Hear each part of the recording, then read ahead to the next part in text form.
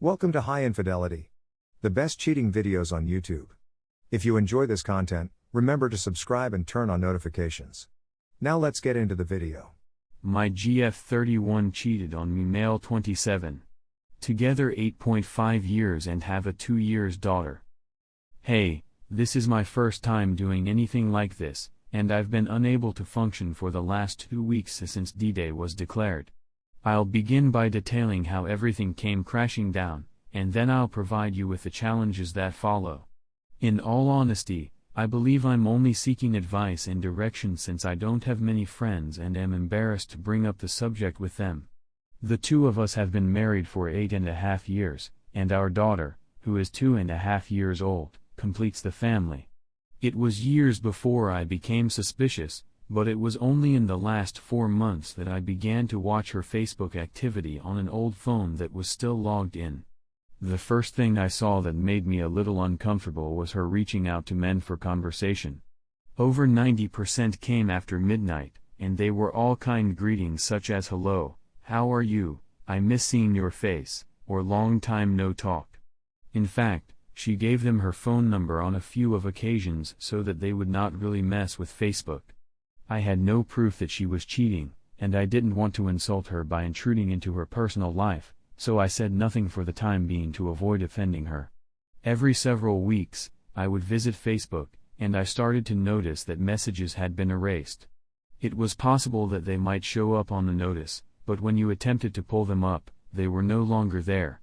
We met when we were younger, while out having a good time. I slowed down since I had obtained an excellent job that required me to work longer hours than I had before. On the contrary, she had not slowed down much and continued to attend the bar on weekends. There were several of our friends, mostly hers, who frequented this neighborhood bar. There were also acquaintances of mine who frequented this establishment. Because her brother or nice men friends were with her for 70% of the time, I wasn't bothered by her being there without me the majority of the time. The first time I phoned her was in November, when her company closed at 9 p.m., and I was wondering where she was on her way home to me and our child. She then sent me a text message informing me that she was heading to the bar for a few beers. Disappointed, but this was not surprising. My daughter ultimately fell asleep about 11 a.m., and since I had been working since 3 a.m. that morning, I fell asleep next to her as well. I wake up at 4:30 a.m. and she hasn't returned home. She usually stays up until 5 a.m., and this has occurred in the past, but I'm still anxious, so I contact her. She answers the phone while inebriated and says it's not good. She claims she's on the phone with the police and has to get off the phone, so I inquired where she was so I could perhaps assist the issue by not having the vehicle taken. She was with a man at the pub who was a friend of both of us and her brothers, and she claimed she was bringing him home, so she was someplace around his house. We eventually arrive at the location after speaking with her brother and searching for her. She was arrested and sent to prison for DUI. Her car was already being towed, and her male companion was riding in the truck with her brother. The automobile was found in a random area far from the guy's residence, and it was reported as a strange vehicle that had been left running. Because it was late at night and I was attempting to deal with the problem at hand, I was simply trying to get my child's mother out of prison and my vehicle back.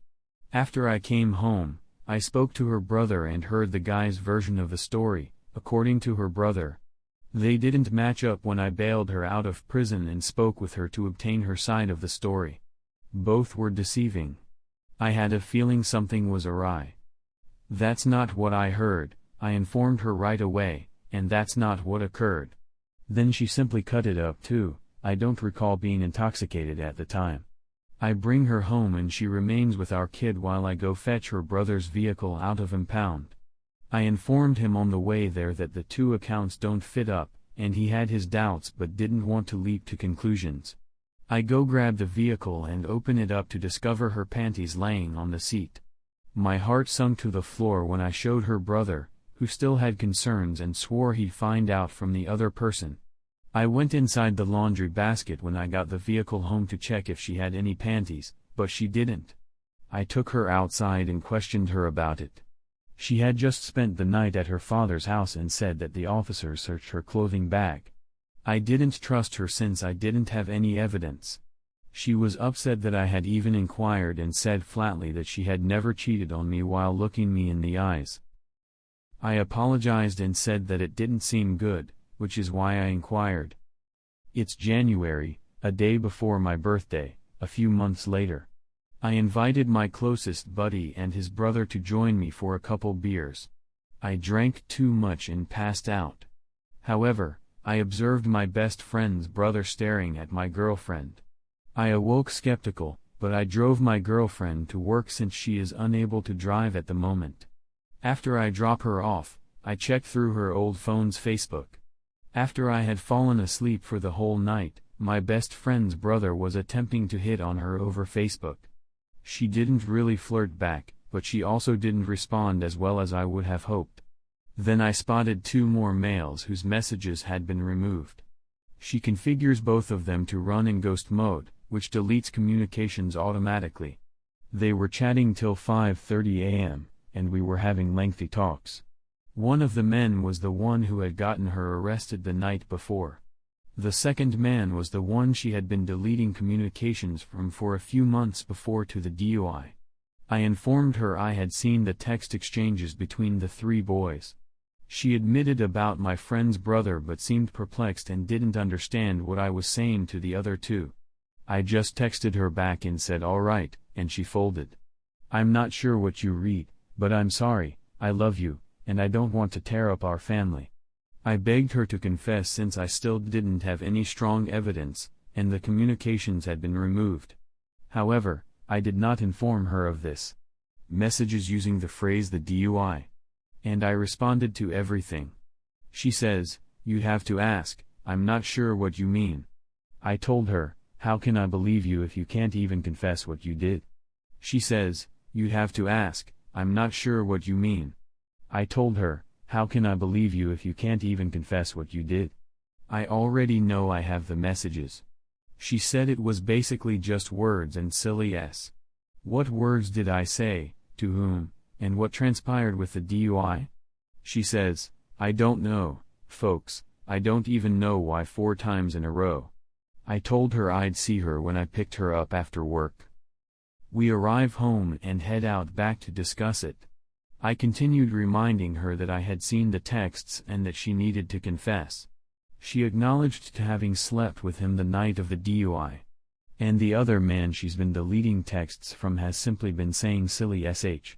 I inquired what she said, and she said something about his F me and bending me over the pool table, taking his large black D. I almost forgot to add that this was another regular at the bar. We've both been attempting to cope with this for 2 weeks, and it's still difficult. She continues repeating she wants to move ahead and not look back, but it's difficult for me to do so. All of the deception and betrayal. I tried all in my power to help our connection. I don't know who I can trust, but I adore her. I promised her that we would try to make it work, but it ate me up every day. To be honest, I believe our baby is the only thing keeping us together right now. I come from a damaged family, and I don't want her to live in the same way. I'm not sure whether I feel weak for remaining or strong for attempting to make things work.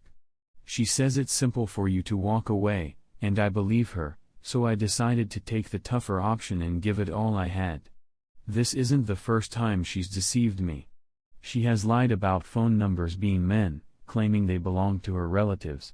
She has also lied about where she was. Her brother phoned to say she was up to no good and that I should go check on her. She pulled up to the bar at the same time as another man in her vehicle. She drove away and insisted it was nothing, but her actions told me otherwise. Those 2 instances occurred before to the birth of our daughter, and I expected them to usher in a new chapter in our lives. I suppose not, but I still don't think it would have happened to me. Please assist me since I'm lost.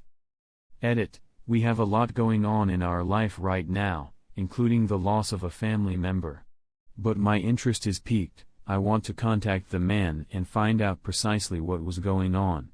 Is this a poor plan?